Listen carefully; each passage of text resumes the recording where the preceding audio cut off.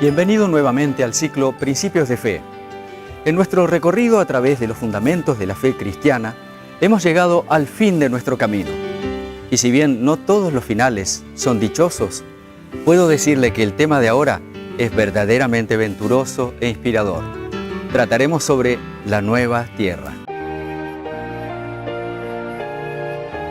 Al tratar sobre la tierra nueva, podemos hacerlo teniendo la absoluta seguridad de que no habrá ningún elemento del sistema anterior que se filtre, que se transmita o repercuta en la futura restauración edénica de nuestra tierra. Dios operará en este mundo una transformación total.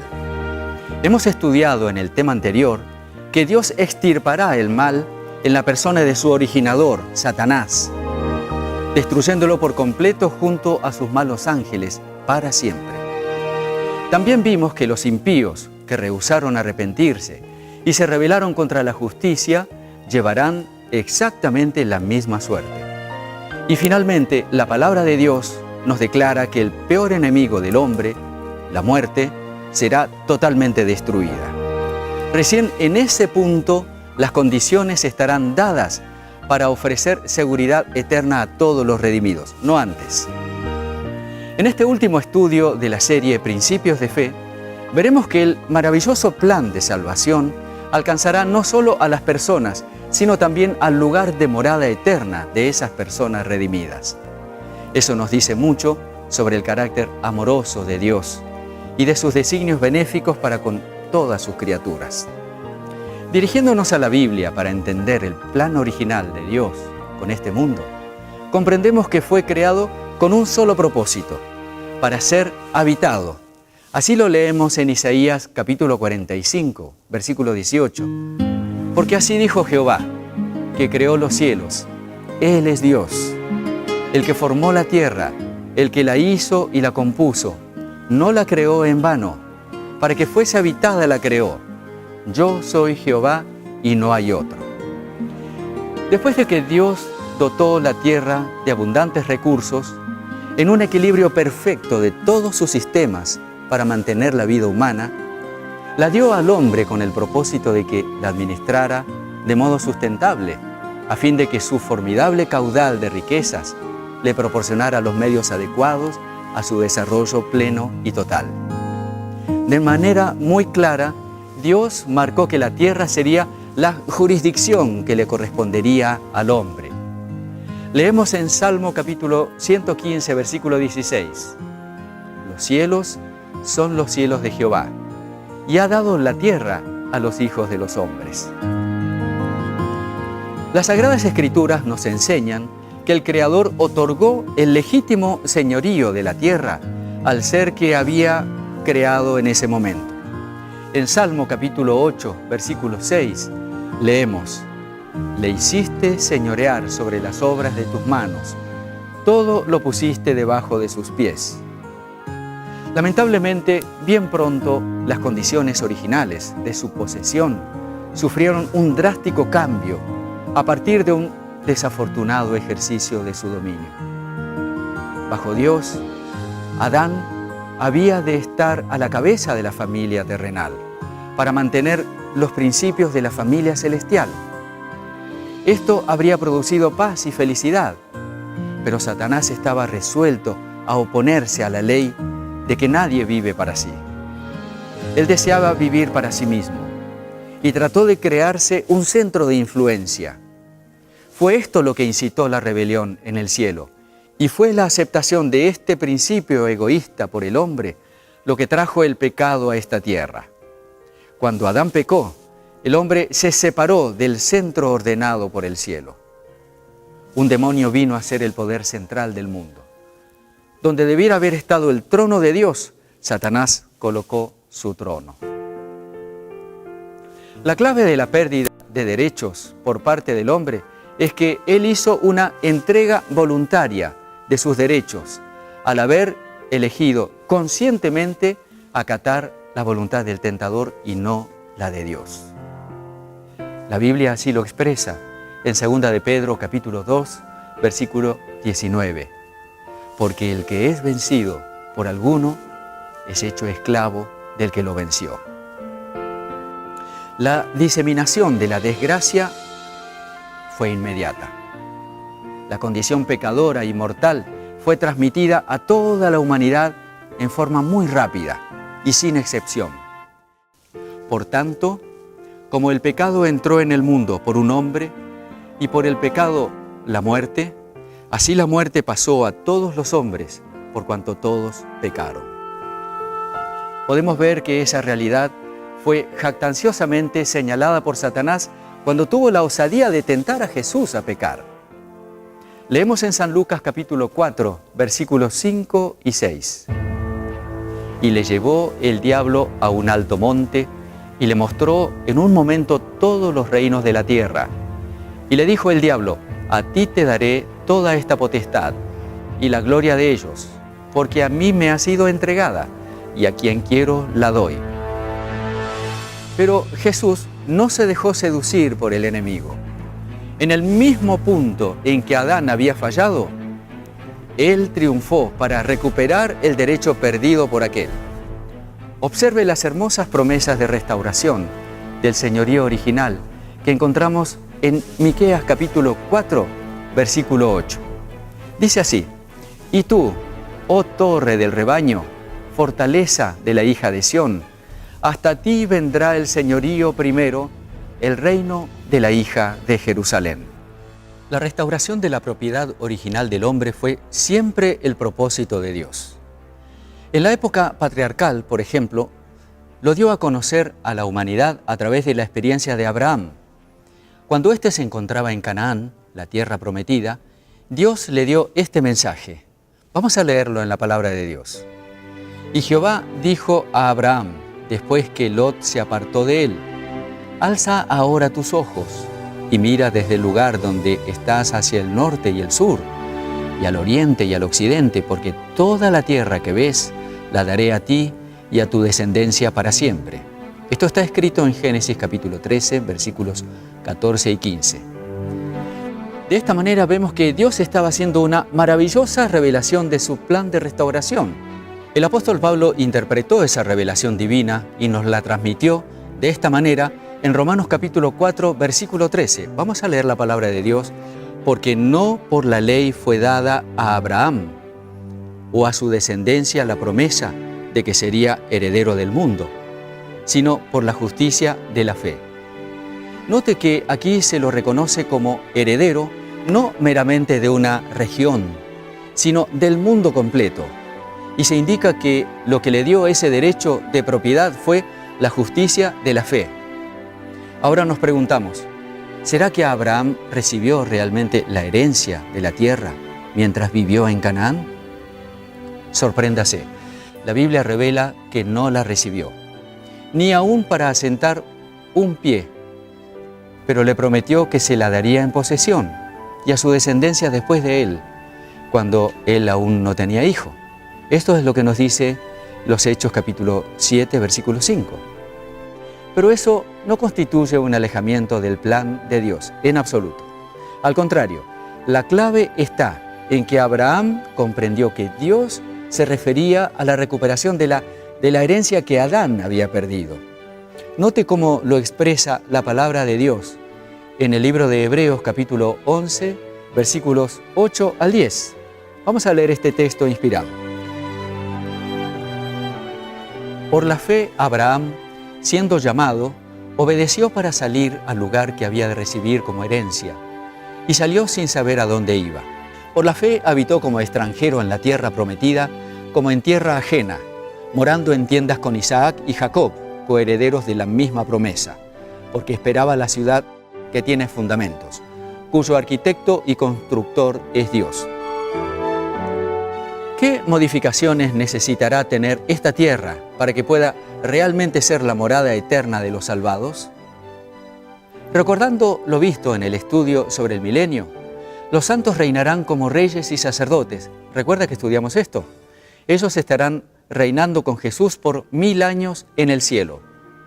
Entonces descenderá Jesús con los santos sobre el monte de las olivas, y el monte se abrirá en dos para convertirse en una amplísima llanura donde se asiente el paraíso de Dios.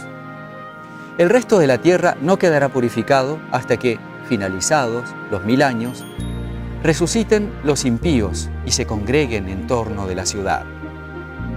Los pies de los malvados nunca profanarán la tierra renovada. Del cielo, habíamos estudiado, descenderá fuego de Dios para devorarlos y quemarlos de raíz y de rama. Ahora notamos que ese mismo fuego que devore a los malvados continuará purificando toda la tierra. Así nos lo dice en 2 de Pedro, capítulo 3, versículo 10.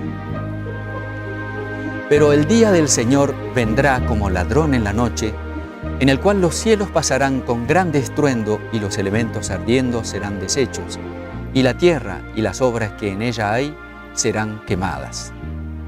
Después de esta gran conflagración, surgirá la tierra renovada. En 2 de Pedro capítulo 3, versículo 13, leemos: pero nosotros esperamos, según su promesa, cielos nuevos y tierra nueva, en los cuales mora la justicia. Cielos nuevos y tierra nueva. Se le mostró en visión al apóstol Juan el amado, y está registrado en Apocalipsis capítulo 21, 1, lo siguiente: vi un cielo nuevo y una tierra nueva, porque el primer cielo y la primera tierra pasaron, y el mar ya no existía más. Y el profeta Isaías había anticipado la revelación de que las condiciones que reinarán en la tierra renovada serían las siguientes. Este es un texto muy interesante que lo invito a considerar con mucha atención. Isaías capítulo 65, versículos 21 al 23. No edificarán para que otro habite, ni plantarán para que otro coma, porque según los días de los árboles serán los días de mi pueblo, y mis escogidos disfrutarán la obra de sus manos. No trabajarán en vano, ni darán a luz para maldición, porque son linaje de los benditos de Jehová, y sus descendientes con ellos. También en Isaías capítulo 65, versículo 25, leemos: el lobo y el cordero estarán apacentando juntos, y el león comerá paja como el buey, y el polvo será el alimento de la serpiente. No afligirán ni harán mal en todo mi santo monte, dijo Jehová.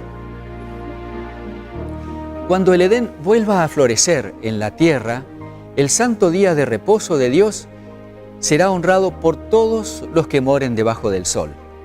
En Isaías capítulo 66, versículos 22 y 23, leemos lo que la palabra de Dios tiene para decirnos a ese respecto. Porque como los cielos nuevos y la tierra nueva que yo hago permanecerán delante de mí, dice Jehová, así permanecerá vuestra descendencia y vuestro nombre. Y será que de mes en mes y de sábado en sábado vendrán todos a adorar delante de mí, dijo Jehová. Esta es una promesa maravillosa de la restauración, no solamente de la nueva tierra, sino también del día de reposo de Dios en esa nueva condición en que se encontrará el mundo. Ahora, nos hacemos otra pregunta. ¿Qué harán entonces los redimidos del Señor? En Isaías capítulo 35, versículo 10, leemos: y los redimidos de Jehová volverán y vendrán a Sión con alegría, y gozo perpetuo será sobre sus cabezas, y tendrán gozo y alegría, huirán la tristeza y el gemido. No solo el ser humano, sino también la tierra había caído por el pecado bajo el dominio del maligno y debía ser restaurada mediante el plan de la redención. Al ser creado, Adán recibió el señorío de la tierra, pero al ceder a la tentación, cayó bajo el poder de Satanás. Cuando el hombre cayó bajo el cautiverio de Satanás, el dominio que antes ejercía pasó ahora a manos de su conquistador. De esa manera Satanás llegó a ser el Dios de este siglo. En 2 Corintios capítulo 4, versículo 4, nos dice que él había usurpado el dominio que originalmente fue otorgado a Adán. Pero Cristo mediante su sacrificio, al pagar la pena del pecado, no solamente redimiría del pecado al hombre, sino que también recuperaría el dominio que éste había perdido. Todo lo que perdió el primer Adán será recuperado por el segundo Adán. Dios creó la tierra para que fuese la morada de los seres santos y felices. Ese propósito sería cumplido cuando sea libertada del pecado y del dolor. Entonces se convertiría en la morada eterna de los redimidos. Dice en Salmo capítulo 37, versículo 29. Los justos heredarán la tierra y vivirán para siempre en ella. Aún en el Apocalipsis dice, y no habrá más maldición. El trono de Dios y del Cordero estará en ella, y sus siervos le servirán. Esto está escrito en Apocalipsis capítulo 22, versículo 3. En la Biblia se llama la herencia de los bienaventurados una patria. Allí conduce el divino pastor a su rebaño a los manantiales de aguas vivas. El árbol de la vida da su fruto cada mes, y las hojas de ese mismo árbol son para el servicio de las naciones. Allí hay corrientes que emanan eternamente, claras como el cristal, al lado de las cuales se mecen árboles que echan su sombra sobre los senderos preparados para los redimidos del Señor. Allí las vastas llanuras alternan con bellísimas colinas, y las montañas de Dios elevan sus majestuosas cumbres. En aquellas pacíficas llanuras, al borde de aquellas corrientes vivas, es donde el pueblo de Dios, que por tanto tiempo anduvo peregrino y errante, encontrará un hogar de paz. Incontables millones de creyentes tuvieron que conformarse con solamente ver de lejos la promesa de la restauración del Edén. Pero en este último tiempo tenemos el privilegio de poder ver su realización. Es verdaderamente conmovedor leer sobre su experiencia. Hebreos capítulo 11, versículo 39, dice lo siguiente: y todos estos, aunque alcanzaron buen testimonio mediante la fe, no recibieron lo prometido, proveyendo Dios alguna cosa mejor para nosotros, para que no fuesen ellos perfeccionados aparte de nosotros. La buena noticia que quiero transmitirle en esta ocasión es que ese derecho de posesión de esa tierra bienaventurada y maravillosa está disponible para todos los que acepten la fe de Jesús y le permitan renovar sus vidas. En Salmo capítulo 37, versículo 9 y 10, dice lo siguiente: porque los malignos serán destruidos, pero los que esperan en Jehová, ellos heredarán la tierra. Pues de aquí a poco no existirá el malo, observará su lugar y no estará allí. Pero los mansos heredarán la tierra y se recrearán con abundancia de paz. Quiero decirle que usted se ha puesto en contacto con los principios transformadores de vidas. Si los ha comprendido, si los ha recibido en el alma, ya están operando en usted. Permítame decirle que a medida que usted se siente diariamente a los pies de Jesús y lo acepte como su seguridad de vida eterna, experimentará lo que no puede explicarse con palabras: el nuevo nacimiento. En 2 Corintios capítulo 5, versículo 17, leemos lo siguiente: de modo que si alguno está en Cristo, nueva criatura es. Las cosas viejas pasaron, y aquí todas son hechas nuevas. A medida que usted se someta a su control, el Salvador alejará sus pensamientos y acciones de este mundo. Y aunque otros no puedan comprender su experiencia, comenzará a ver que ya no vive usted para el yo, sino para aquel que dio su vida por usted. Lo invito a orar. Nuestro Padre eterno y maravilloso, venimos, Señor, ante ti en este momento para agradecerte la hermosa promesa de la restauración del hogar edénico en esta tierra.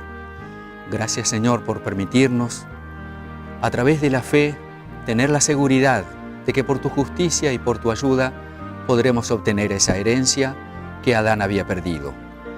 Rogamos, Señor, que nos ayudes a aceptar al Señor Jesús por la fe y que Él pueda ser nuestra justicia y nuestro derecho para entrar en aquella ciudad. En el nombre de Jesús. Amén.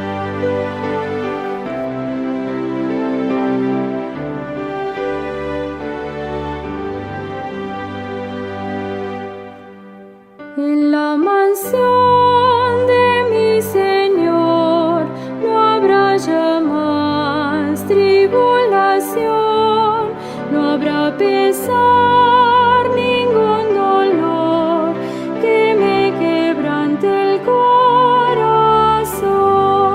Allá no habrá tribulación, ningún pesar, ningún dolor, y entonaré feliz canción de alabanza al Señor. Perfecto amor encontraré en la mansión do Cristo está, perfecta calma allí tendré y mi alma al fin descansará. Allá no habrá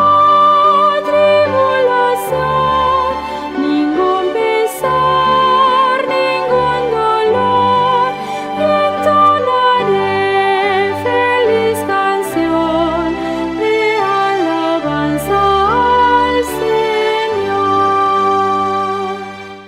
En su presencia gozaré su inmenso amor, su gran bondad. Feliz con Cristo reinaré por toda la eternidad. Allá no habrá tribulación, ningún pesar, ningún dolor, y entonaré feliz canción de alabanza al Señor. Le agradecemos por habernos acompañado en este largo camino de investigación de los principios de fe. También lo invitamos a continuar escudriñando los fundamentos de la palabra de Dios. Estaremos para ayudarlo y para apoyar su investigación. Que Dios le bendiga.